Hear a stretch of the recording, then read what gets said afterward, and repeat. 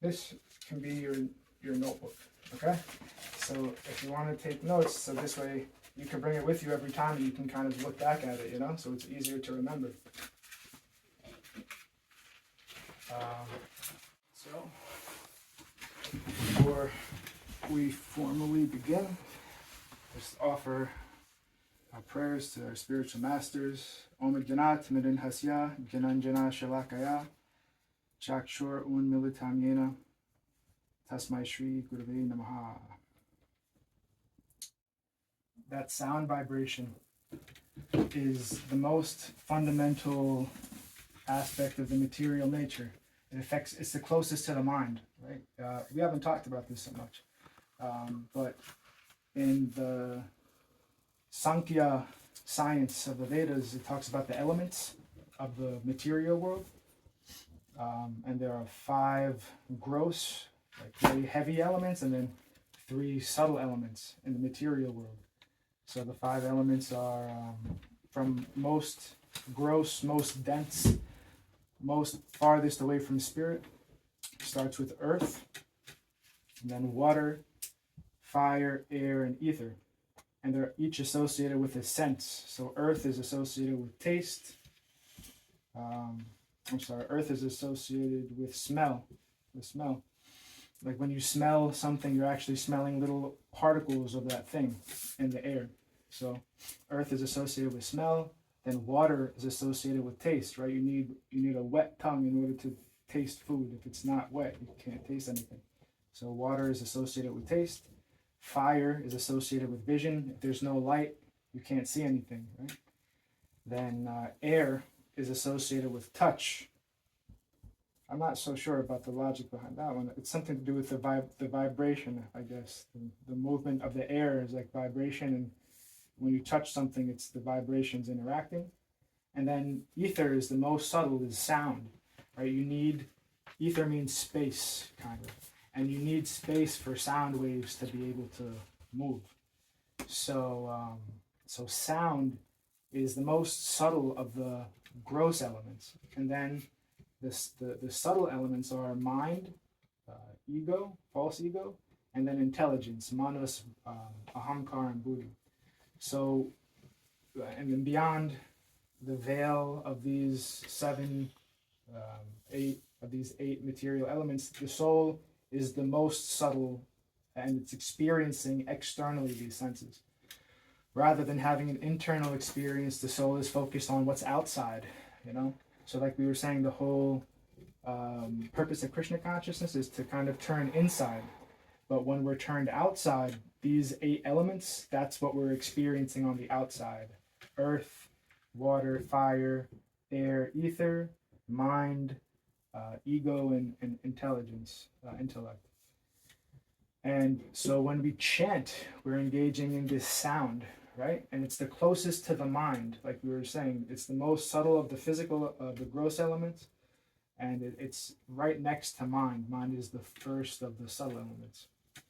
And because we're chanting it so close to mind, we're able to actually purify our mind and purify those subtle aspects of our body through chanting transcendental sound vibrations. Now, all of those elements, they exist in a positive way in the spiritual world. Spiritual world means everything is fully conscious and dedicated to the whole, which is Krishna. When they're in the material sense, it means it's pulling us away from the whole, pulling us away from the Krishna. So it's all about how it affects our attention. When these things are pulling us away and distracting us from spiritual consciousness, from Krishna consciousness, that's what makes it material. It's pulling us away. When it's pulling us toward it, when it's making us remember Krishna, remember that we're part of a whole, and that whole is a conscious whole. We are conscious, and we have a conscious relationship to that whole. When it's helping us remember that, then that's when the elements are considered spiritual. So these sounds that we're about to chant are helping to purify our mind, because sound is so close to mind, and these sounds are helping us remember Krishna. So it's pulling us in a positive direction. That's the whole idea behind it.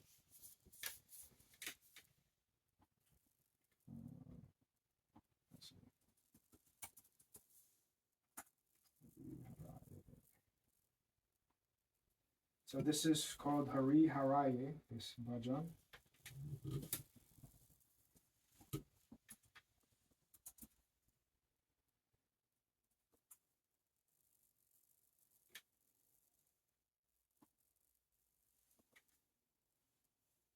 And it's written by a devotee named Narottam Das Thakur.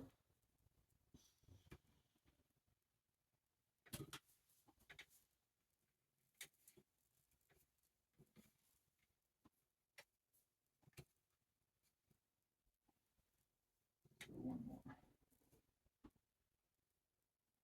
All right, so before I start, why are we chanting this? Because, like we chant this since sound is like close to mind, it helps purify the subtle senses and brings us closer to God. Jai. Jai Bhakta Arjun ki Jai. Okay, so I'm gonna read one line. I'm gonna chant one line myself, and then we'll all chant it together, and then we'll go through the whole thing, and then we'll come back to the top and read the English afterward. Okay.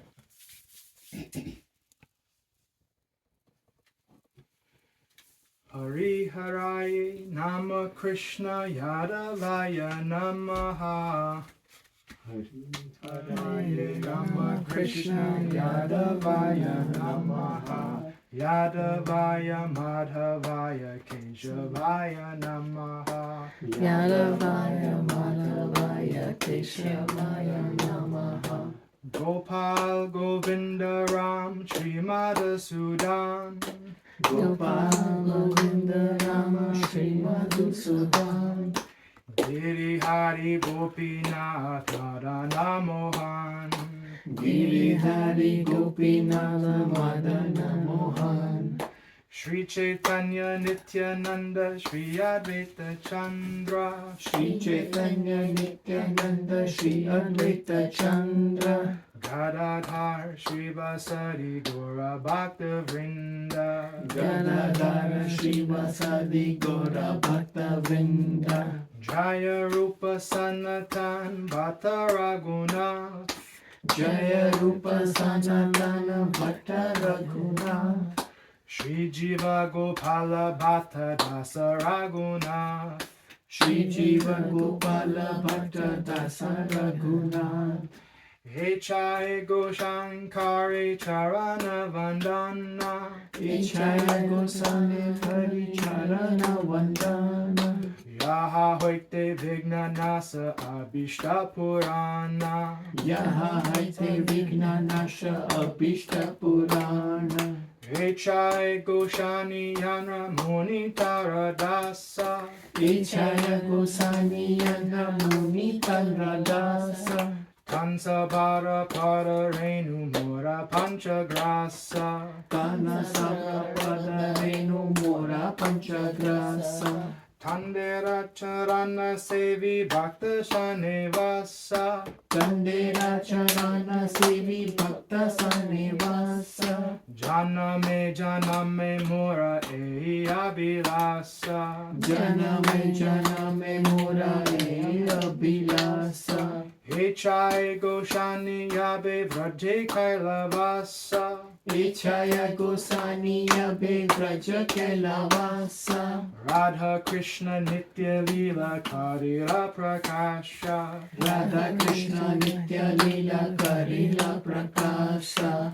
Anande Bolo Hari Bhaja Vrindavana. Anande Bala Hari Bhaja Vrindavana. Shri Guru Vaishnava Pade Majaya Mana. Shri Guru Vaishnava Pade Majaya Mana. Shri Guru Vaishnava Pada Padma Kariyasa. Shri Guru Vaishnava Pada Padma Kariyasa. Hari Nama Sankirtana Kahe Narottama Dasa. Hari Nama Sankirtana Kahe Narottama Dasa. Hare Krishna, Krishna Krishna, Hare Hare. Hare Krishna, Krishna Krishna, Hare Hare. Hare Rama, Rama Rama, Hare Hare. Hare Rama, Rama Rama, Hare Hare. Haribo, Haribo, Haribo, Nitagora, Haribo. Haribo, Haribo, Haribo, Nitagora, Haribo. Haribo. Jai. Okay. Arjun, would you like to start us off? O Lord Krishna, Yadava, Hari, Madhava, Keshava, again and again I offer my obeisance to you.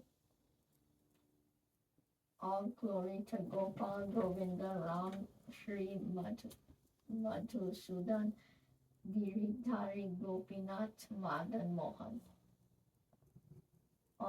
All glory to Sri Chaitanya, Nityananda, Advaita, Chandra, Gadadhar, Srivas, and all the Lord's devotees. All glory to Sri Rupa, Sanatan, Raghunath, Bhatta, Sri Jiva, Gopal Bhatta, and Raghunath Das. I offer my obeisance to these 6 Goswamis. By doing so, all obstacles are destroyed and all desires are fulfilled. I am a servant of these 6 Goswamis. Their foot dust is my 5 forms of sustenance. To live with the devotees who serve their feet is my desire, birth after birth. When these 6 Goswamis lived in Raj, they revealed Radha Krishna's eternal pastimes. Joyfully chant Hare and worship Vrindavan, meditating on the feet of Sri Guru and the Vaishnavas. Aspiring for the lotus feet of Sri Guru and the Vaishnavas, Narottam Das chants the holy name. So, for the first 1, 2, 3, 4, for the first 4 lines, we're just chanting the names of the Lord, the names of the devotees, and the reason is, we'll start with why there's so many names for God. Right? This is one of the central tenets of Bhagavat, the Bhagavat, that God is Ananta Rupam, means a limitless form.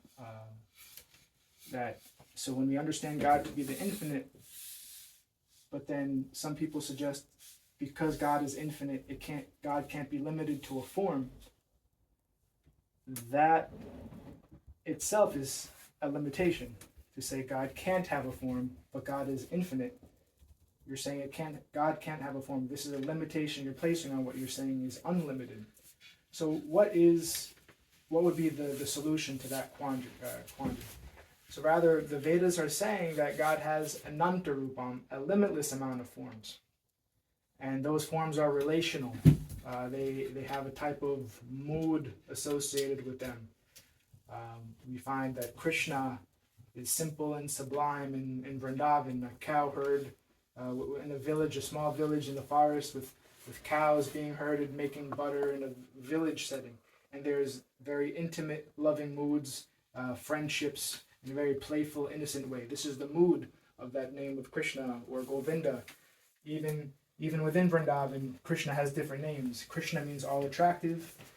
Govinda is another name of Krishna, which means friends of the cows or friends of the senses. Even we have Damodar, when Krishna is a very young, having pastimes as a young child, so that devotees who relish worshiping God in a mood of parenthood. Right? In Christianity, we find that the dynamic between God and the devotees is one of God being the parent and the devotee is the child of God. And this is one form of that relationship. But the Vedas are saying there are more personal relationships than beyond the devotee being the child of God and God being the parent. Sometimes that relationship is flipped on its head, and the devotee takes the role of the parent because this is the mood that they have, and they want to love the Lord as if they're taking care of their newborn baby. That's called Vatsalya Ras. Sometimes the devotee can worship the Lord as an intimate friend, where they're, having the mood of the gopas, the cowherd boys, where they're wrestling with Krishna, or they're playing games, and they're relishing this kind of ecstasy of friendship. They're even rasas or relationships in the mood of conjugal love that are talked about. Even going backwards again, we said friendship. There is also servitudeship, dasya ras, where it's more of traditional servant-master dynamic, because some people relish that kind of dynamic. There's also a mode of neutrality, where it's a little bit, they have love for God, but it's a little bit removed. They kind of indifferent to the peculiarities of that dynamic. So all these different kinds of relationships are there, and that the different names of God are representing different facets to those dynamic relationships. And that's why we're chanting so many names here. Gopal, Govinda. These are referring to being friends of the cows, friends of the senses. Go means cow. Rama refers to a very opulent form of the Lord. Madhusudan, Giridhari, Gopinath. Gopinath means controller of the gopis, the cowherd women, who are very much sacrificing, giving everything they have to have these loving pastimes with Krishna. Madan Mohan. And now the next one is Chaitanya, is listing all the pastimes of Chaitanya Mahaprabhu, the devotees of Chaitanya, the associates of Chaitanya. We talked about the different associates of Chaitanya last time. How in Krishna Lila we have Balaram and Krishna. In Gaur Lila they come as Mahaprabhu and Nityananda Prabhu. So the Lord is always manifesting with paraphernalia and associates. It's always a relational thing. So when we say, so this is an important point to reiterate again, that whenever we're talking about God, we're not just talking about an isolated entity. It's always relational, just like with a king. King has no meaning without a kingdom and subjects. They don't exist separately from each other. So in the same way, God doesn't mean anything without the devotees and the paraphernalia and the context, the environment within which the loving exchanges are occurring. They're all a dynamic part of that whole. And Veda places emphasis on this, that the Dham, the Leela with the paraphernalia and the different associates, they're all necessary, and we have to give our attention to that. And that's why in this bhajan, they're naming the different devotees to give attention to that relational aspect of the Lord. So then finally, Narottam Das just starts reiterating, after chanting the names of the devotees and the names of the Lord, he's reiterating this mood of service, that just like the cells in the body are in service to the whole of the organism, in the same way, us finite souls are in service to the infinite spirit. Just like the cells are in service to the whole organism, and yet they have individual experiences. It might be a heart cell, it might be a lung cell. They're doing their thing, but they're in relation to the whole. So in the same way, we might have different, roles that each of us plays, but it's all in relation to the whole, that is divinity. So, and because of that, it's a mood of service. That service comes in different moods, like we said. It could be different kinds of relationships, but it's always the underlying inspiration is to be of service to that divinity. So Narottam Das is talking about that here. He's saying, I offer my obeisance to these Goswamis, and I'm praying that any obstacles to my service are taken, and that all the desires are fulfilled through the service. He reiterates, I'm a servant, and then their foot dust is my 5 forms of sustenance. He's taking a very humble, very, very dedicated mood in this bhajan. And he's saying, to live with the devotees who serve their feet is my desire, birth after birth. He's now reiterating the need for association. Not just we're recognizing the importance of the devotees from a distance, but once we recognize that then if we're really recognizing it, we have to act on it by actually associating with them. We can't just leave it in the mind and then do something else. We have to act on that now and associate with the devotees. So that's what he's saying there. And now he's giving more, he's glorifying the activities specifically of the six Goswamis, how they taught the teachings that we're trying to learn about here. So when we sing these bhajans, it's very nice because they're so attractive and beautiful in the way they're sung, but actually they have very deep messages. So by chanting, like we said, we're purifying our mind, purifying our heart, and we're actually learning, but in a very attractive way, in a very pleasant way. So now we will pivot to our short review of what Prahlad Maharaj taught us. Okay, but before we do that, we always like to make sure we're not moving forward without having some clarity about what we just talked about. So after we sung the bhajan and kind of read the English, what do you take away from that? That like the different names of God represents like a part of their relationships, and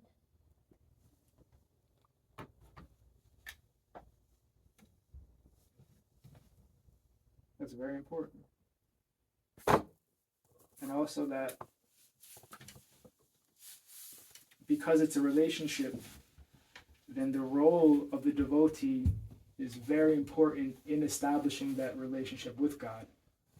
So this is a very important point, that because God's names mean a relation, then who that relation is with is very important for us to cultivate that Krishna consciousness. And then once we recognize the importance of the devotee, we have to take action.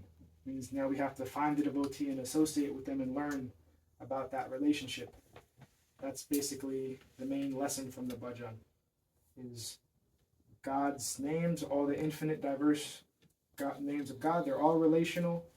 This is placing an emphasis on the importance of the devotee, and once we recognize that importance, we should go find the devotee. That's basically the main theme there. So up until this point, this is not the one.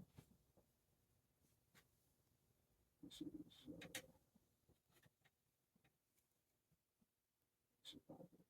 yes, it is. So we're just going to review what are the processes that the devotees teach us for engaging in Krishna consciousness. So hearing and chanting and remembering are the first three most important ones out of all 9. Hearing, we listen, so that's why when we sing the bhajan, like when I'm with my Gurudev, he's always chanting first, and then I have to listen from him and then repeat. And so that's kind of how the tradition works, where whoever is presenting the teachings, they kind of chanted first, and then who is participating in the class, they chanted after. And this is practicing, putting into practice what Prahlad is saying. First we have to hear, and then we can chant after that. And then from that process, we're remembering. And this is a very natural process of learning. In school, when kids are learning times tables or addition, right? The teacher has to say 2 + 2 is 4, 2 × 2 is 4, and then the kids repeat, and then that's how they remember their times tables. So this process of hearing, repeating, remembering is like the fundamental principle of all kinds of education, and especially spiritual education. So then beyond these first 3, there are 6 more limbs that are emphasized for cultivating devotion. But these first 3 are the most important. So if we can remember any of them, these first 3, hearing, chanting, and remembering, Shravanam, Kirtanam, Smaranam, these are the most important. So the other 6 are serving The lotus feet of the Lord, again, that places emphasis on the devotees, because the devotees are always, the feet is meaning a very humble position, right? In the material world, people are grossed out by feet, right?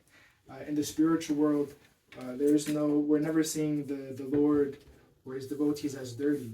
So the feet, we're thinking, these are worshipful things. This is where the devotee is touching the ground, and they're coming to offer these teachings to the public, and this is the point at which they're touching the ground to do this service. So I'm worshiping their lotus feet. The word lotus feet is used, So this kind of idea is there. This emphasis on the feet of the devotees, the feet of the Lord. Then offering respectful worship. And then considering the Lord one's best friend. This is getting at that relational thing. There are different kinds of relationships. Here, friendship is emphasized. And then finally, surrendering everything to the Lord. Atmanavedam. So this is all a gradual process at giving everything we have in service to the Lord. Instead of thinking we need to covet it for ourselves, rather we find the reason we think we need to covet it for ourselves is because that's the only way we'll get happiness. But actually that process of coveting gets us stressed out because we think we have to defend from so many contrary, so many opposing wills, and we have to protect what's ours and hide it away. But actually we find that when we're developing Krishna consciousness, first of all, we're recognizing that everything is coming from the Lord, right? How are all these plants, all the vegetables are growing so profusely in nature. How is it happening? Yes, the humans are farming, no doubt, but humans are not making the seeds grow into vegetables. How has this happened? How has so much beautiful abundance of vegetables in nature occurred? That's it's told in the Vedas, the seed-giving father, right? Mother Earth is the womb, mother is the womb, but the seed that impregnates that womb is the seed-giving father. And so it's from that, from the grace and mercy and love of the Lord that we have so much abundance around us. And the purpose for us of taking that abundance is not just to covet it for ourselves, but to offer it back to the Lord. My Gurudev tells the example of a little child going to their father and asking for some money so they can buy a gift for the father. And then the child goes and then purchases a gift with the father's money and then gives the gift back to the dad, right? So it's like, what's the purpose of that? It's the dad's own money. So what exchange is really going on there? Because an exchange is going on. The child, although they have no means, no possessions of themselves, they have this love and they're just trying to communicate this love. And the only way they can do that is by asking the father for his own property and then infusing their love with it and then giving it back. So in the same way, we're not trying to covet any of these things in the material world. We're trying to offer them back to Krishna. And so that's what surrendering everything means that. Infusing these things with our love and then offering it back to Krishna. So that's the review. And for the next 30 minutes or so, we're going to read 20-30 minutes. We're going to read from this book called The Nectar of Instruction, or Upadesha Amrita. So those limbs of bhakti that we just discussed, those are all a part of the path to get to where we want to go. Remember, we had these 3 divisions of where we are, where we want to go, and how to get there. So the 9 limbs of bhakti, hearing, chanting, remembering, and the rest of them, they're a part of getting to where we want to go. But first, we need to kind of focus on what is our actual constitutional position. And this book will help us to realize that. Realize where we are right now. Before making progress on the path, we have to know where we are, what's our starting point. And so, Sripad Bhakti Madhava Puri Maharaj recommended this book for that purpose. So we're using this website called the Bhakti Vedanta Database. This is the resources, the translations that Srila A.C. Bhaktivedanta Swami Prabhupada wrote for these books. Let's see.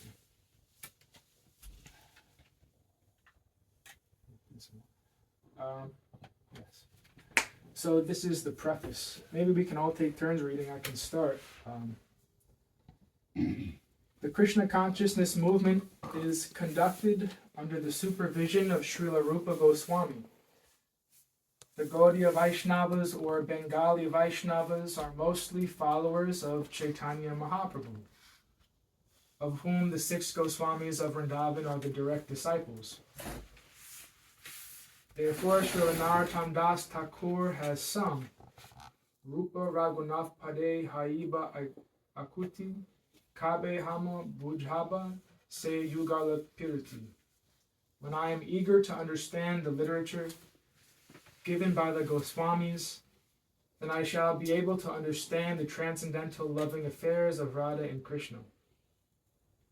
Sri Chaitanya Mahaprabhu appeared in order to bestow upon human society the benediction of the science of Krishna. The most exalted of all the activities of Lord Krishna are his pastimes of conjugal love with the gopis. Sri Chaitanya Mahaprabhu appeared in the mood of Srimati Radharani, the best of the gopis.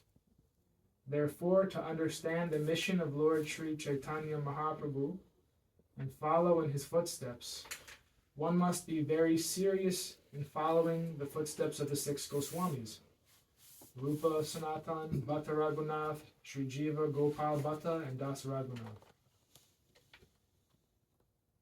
Sri Rupa Goswami was the leader of all the Goswamis, and to guide our activities, he gave us Upadeshamrita, which is the book we're reading here, the nectar of instruction, to follow. As Sri Chaitanya Mahaprabhu left behind him the 8 verses known as the Shikshastakam, Rupa Goswami gave us Upadeshamrita, so that we may become pure Vaishnavas. Can I pass the baton on to someone? No, it's finished. Would you like to read? Sure.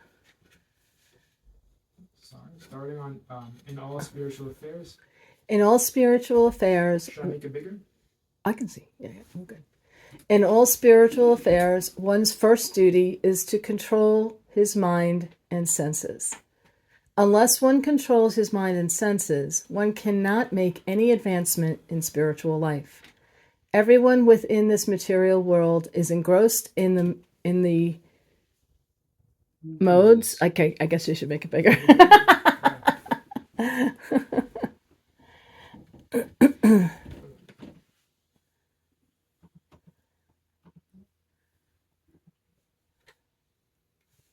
Okay. Where was I? Modes? Third line. Third line. Everyone in this material world. Oh, Yeah. I thought Yeah, the we last can word read it. was modes. Okay. I think I missed something. No, it's in the third line. It's a little bit. Oh, okay. Okay. Moses here. Oh, there we go. Okay. So everyone within this material world is engrossed in the modes of passion and ignorance. One must promote himself to the platform of goodness, sattva guna, by following the instructions of Rupa Goswami, and then everything concerning how to make further progress will be revealed. Advancement in Krishna consciousness depends on the attitude of the follower. A follower of the Krishna consciousness movement should become a perfect Goswami. Vaishnavas are generally known as Goswamis. In Vrindavan, this is the title by which the director of each temple is known. One who wants to become a perfect devotee of Krishna must become a Goswami. This means the senses. The Swami means the master. Unless one controls his senses and mind, one cannot become a Goswami. To achieve the highest success in life by becoming a Goswami and then a pure devotee of the Lord, one must follow the instructions known as Upadeshamarta. Upadeshamrita. Okay. Which have been given by Srila Rupa Goswami. Srila Rupa Goswami has given many other books such as Bhakti Rasamrita Sindhu. Rasamrita Sindhu. Exactly. Okay. Vilegda, Vedagda Vidagda Madhava. Madhava, and Lalita Madhava, but Upadesh. Upadesham. How many times do I? That's all right. Upadesmarta Upadesh Amrita. Amarta. It means nectar. Ah, Amrita. Nectar. okay. Okay. Upadesh Amrita constitutes. Hold on, I lost. Okay. Upada Samarta constitutes the first instruction of neophyte devotees. One should follow these instructions very strictly, then it will be easier to make one's life successful. Hare Krishna. So this was written in 1975.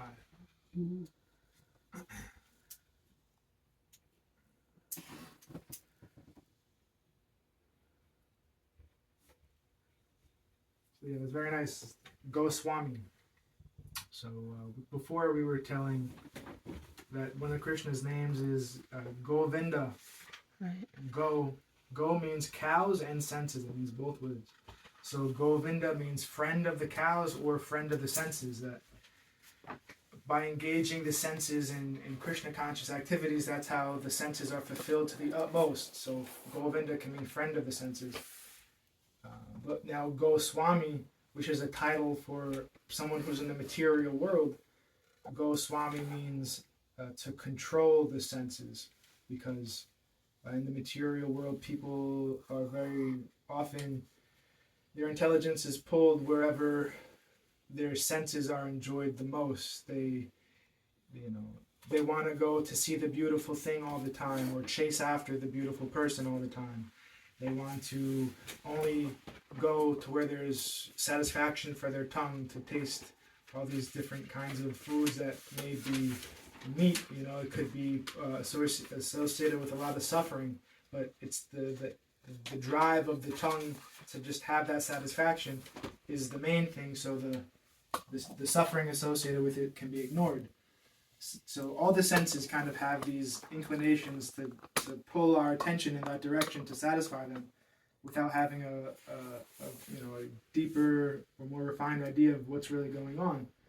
So Goswami means who is controlling the senses, who is recognizing that through the different kinds of practices like chanting and meditation and reading about these topics, that the senses can be curtailed, that we can develop different habits, more spiritually productive habits. And so Goswami, this title or name Goswami, represents someone who is successful in that kind of endeavor. So it's nice to meditate on.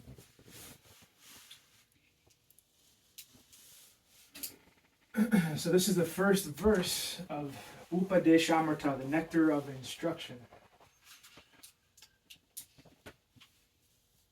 Vacho vegam manasaha. Vacho vegam manasa krodha vegam. Jivha vegam udar upasta vegam. Etan vegan yo vishahita dira. Sarvam apimam prithivim sasishat.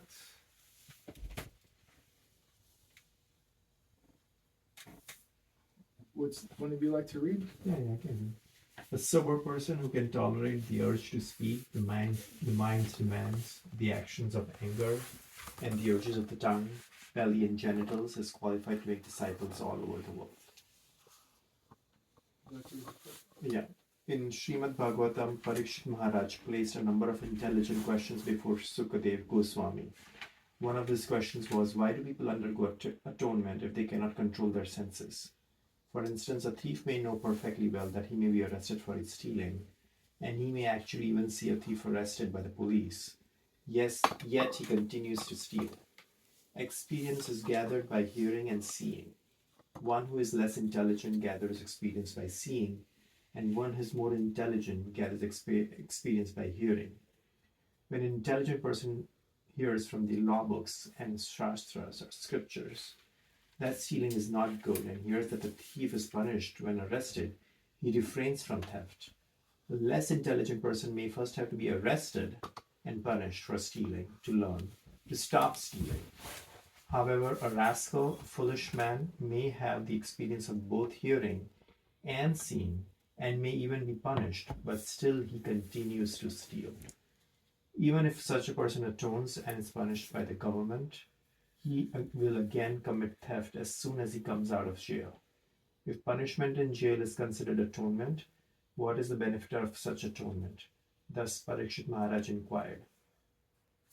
Prishta Shrutabhyam Yat Papam Janan Apyatmano Hitam Karoti Bhuya Vishvasa Paraschitam Atokatam Vachinni Vartate Badrat Vachich Charati Tatpuna Paraschitam Atopartam Manye Kunjara Sochavat. So he compared atonement to an elephant's bathing. The elephant may take a very nice bath in the river, but as soon as it comes out onto the bank, it throws dirt all over its body. What then is the value of its bathing? Similarly, many spiritual practitioners chant the Hare Krishna Mahamantra and at the same time commit many forbidden things, thinking that their chanting will counteract their offenses. Of the 10 types of offenses one can commit while chanting the holy name of the Lord, this offense is called Namno Balad Yasyahi Papa Buddhi, committing sinful activities on the strength of chanting the Hare Krishna Mahamantra. Similarly, certain Christians go to church to confess their sins, thinking that confessing their sins before a priest and performing some penance will relieve them from the results of their weekly sins. As soon as Saturday is over and Sunday comes, they again begin their sinful activities, expecting to be forgiven the next Saturday. This kind of prayaschitta or atonement is condemned by Parikshit Maharaj, the most intelligent king of his time. Sukadeva Goswami, equally intelligent as befitting the spiritual master of Maharaj Parikshit, answered the king and confirmed that his statement concerning atonement was correct. A sinful activity cannot be counteracted by a pious activity. Thus, real Paraschit atonement is the awakening of our dormant Krishna consciousness. Real atonement involves coming to the real knowledge, and for this there is a standard process. When one follows a regulated hygienic process, he does not fall sick. A human being is meant to be trained according to certain principles to revive his original knowledge. Such methodical life is described as tapasya. One can be gradually elevated to the standard of real knowledge or Krishna consciousness by practicing austerity and celibacy, by controlling the mind, by controlling the senses, by giving up one's possessions in charity, by being avowedly truthful, by keeping clean, and by practicing yoga asanas. However, if one is fortunate enough to get the association of a pure devotee, he can easily surpass all these practices for controlling the mind by the mystic yoga process simply by following the regulated principles of Krishna consciousness, refraining from illicit sex, meat eating, intoxication, and gambling, and by engaging in the service of Supreme Lord under the direction of bona fide spiritual master. This easy process is being recommended by Srila Rupa Goswami. First, one must control his speaking power. Every one of us has the power of speech. As soon as we get an opportunity, we begin to speak. If we do not speak about Krishna consciousness, we speak about all sorts of nonsense. A toad in a field speaks by croaking, and similarly, everyone who has a tongue wants to speak, even if all he has to say is nonsense. The croaking of the toad, however, simply invites a snake. Please come here and eat me. Nevertheless, although it is inviting death, the toad goes on croaking. The talking of materialistic men and impersonalist Mayavadi philosophers may be compared to the croaking of frogs. They are always speaking nonsense and thus inviting death to catch them. Controlling speech, however, does not mean self-imposed silence. The external process of maun, as Mayavadi philosophers think. Silence may appear helpful for some time, but ultimately it proves a failure. The meaning of controlled speech conveyed by Srila Rupa Goswami advocates a positive process of Krishna Katha, engaging the speaking process and glorifying the Supreme Lord Krishna. The tongue can thus glorify the name, form, qualities, and pastimes of the Lord. The preacher of Krishna Katha is always beyond the clutches of death. This is the significance of controlling the urge to speak. The restlessness or fickleness of the mind, manovega, is controlled when one can fix his mind on the lotus feet of Krishna. The Chaitanya Charitamrita says, Krishna Surya Sama, Maya Haya Andakara, Yaha Krishna, Taha Nahi Maya Adhikara. Krishna is just like the sun, and Maya is just like darkness. If sun is present, there is no question of darkness.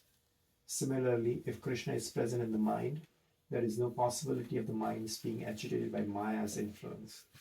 The yogic process of negating all material thoughts will not help. To try to create a vacuum in the mind is artificial. The vacuum will not remain. However, if one always thinks of Krishna and how to serve Krishna best, one's mind will naturally be controlled. So before we continue, that was a lot. Yeah. So does anyone have any thoughts they'd like to share about whatever was read? About whatever their sincere thoughts or feelings about that were? I'm sure a lot of it is obviously very different from what we're exposed to in our daily life here. So reading about those kinds of things can sometimes even trigger maybe anger in us, or we don't agree with some of it. So if we like to talk about any of those kind of feelings, then this is a healthy and safe space to be able to do that. We're not just trying to repeat things without talking about them in a healthy way. So I'll just stop talking for a moment if anyone else wants to share what they thought from that.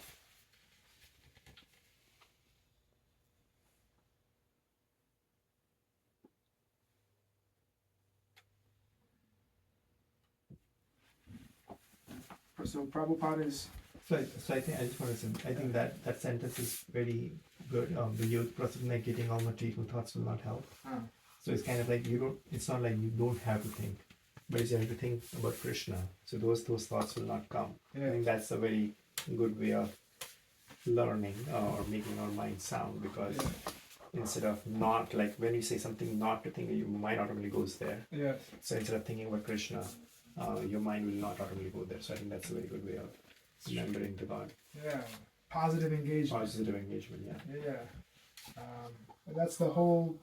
So I guess an important point though is to recognize how all encompassing that is. So when we say talk about Krishna, does that mean all you can do is talk about what's inside a Vedic scripture in a very limited way?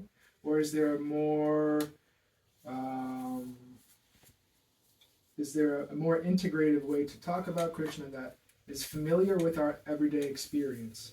Like we are experiencing, people are pursuing science and art and philosophy. And what does that have to do with Krishna, right? What does the biologist's work, or the chemist's work, or the physicist's work, what does that have to do with Krishna? And talking about that and thinking about that is engaging in this process itself. And that is something Prabhupada was so emphatic about. That's why he founded the Bhaktivedanta Institute, like we were saying before.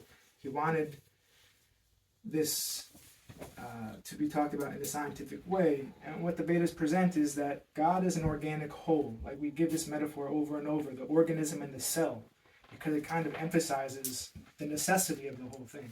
Right? A cell, science is showing right now that cells are cognitive decision makers, and they live in their little environment, in the tissue or the organ, and they live they do their work for the purpose of that tissue or organ, which is very different from the other organs that are happening.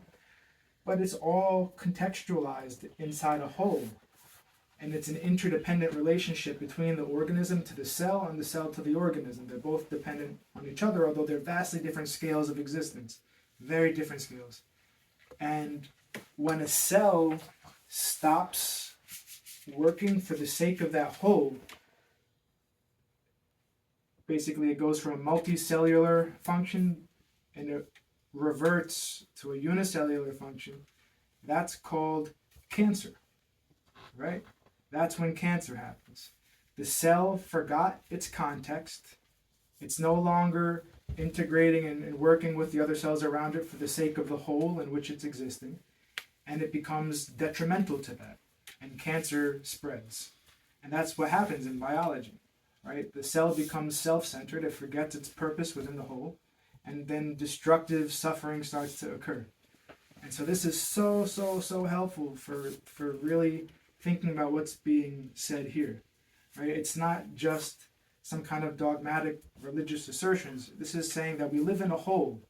It's a self-conscious whole. That's what God means, self-conscious whole. And that currently in the material world, everyone is focused on themselves. And they're not seeing their context, their purpose within that whole. And this is because that's the case, we have a world where everyone is fighting with each other. There's so much suffering, so much war, so much famine. All this is happening because everyone has basically become cancerous, right? And the whole purpose of Krishna consciousness is to revert that attention back to the whole, to reintegrate with that context, to cultivate our higher consciousness. This is cultivating love for the whole and love for the parts because they're parts of that whole, right? So it's a whole interconnected thing. And by thinking in this way and talking in this way and getting into the nuances of how it affects this field, this way of life, that way of life, that's all this, practicing what he's saying here. Like you're saying, thinking about Krishna instead of thinking about the materialistic thing. Doing what we're talking about now, that is thinking about Krishna. Thinking about how the scientists are now recognizing that consciousness is fundamental and how that affects so many things. How that affects medicine, how that affects technology. These all things are existing in our experience. Like we were saying before, the senses. When the senses are pulling us away from Krishna, they're considered materialistic. But when they're pulling us towards that context of the whole, towards Krishna, then they're considered spiritual. So in the same way, technology isn't inherently a bad thing. Nothing in this world is inherently a bad thing, because this world is Krishna's energy. But it's the fact that it's pulling our attention away from that whole, away from that relationship. That's what makes it a materialistic thing. So they, in that way, it's, talking about it is very simple. All we have to do is reverse how we're using it. They should pull us towards that whole. They should be building relationships, making people more compassionate to others because we're all part of the same whole. Reorienting that higher purpose that we're all being able to integrate under, right? When we're having different purposes that are opposing each other, that's when we fight. But when there's a purpose that we can all work towards that is overarching, that's when people come together, right? They unify under a common purpose. So in this way that we're thinking about Krishna, this is all helping to cultivate Krishna consciousness. And so that's very heavy and probably a good place to stop for today. So now we'll practice kirtan with that in mind, because the whole purpose of kirtan is that it's helping us to actually achieve that, right? So, Hare Krishna. Hare Krishna.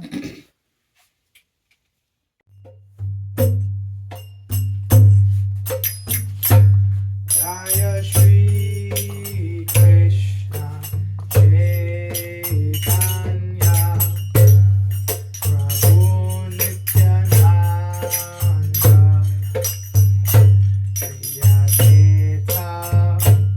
Radha Sri Vasudeva Bhakta Vrinda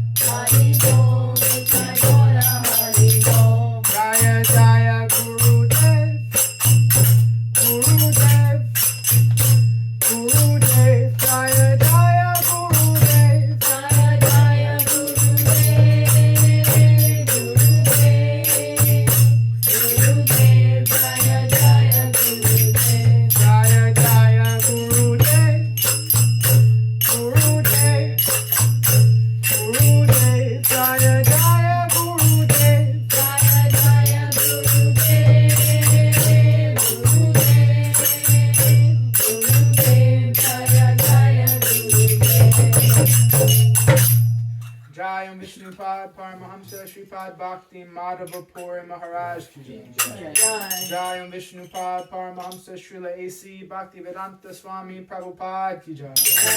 Jai Vishnupad Paramahamsa Srila Bhakti Rakshak Sridhar Dev Goswami Maharaj Ki Jai. Jai Vishnupad Paramahamsa Srila Bhakti Sundar Govinda Dev Goswami Maharaj Ki Jai. Jai Vishnupad Paramahamsa Srila Bhakti Nirmal Acharya Goswami Maharaj Ki Jai. Shri Rupanuga Guru Varga Ki Jai.